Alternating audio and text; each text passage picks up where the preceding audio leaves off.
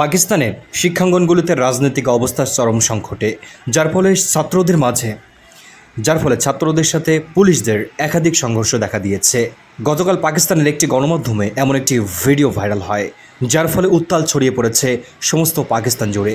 তবে কি বাংলাদেশের মতো পাকিস্তানেও ছাত্র আন্দোলন ঘটতে যাচ্ছে নতুন উদ্যমে?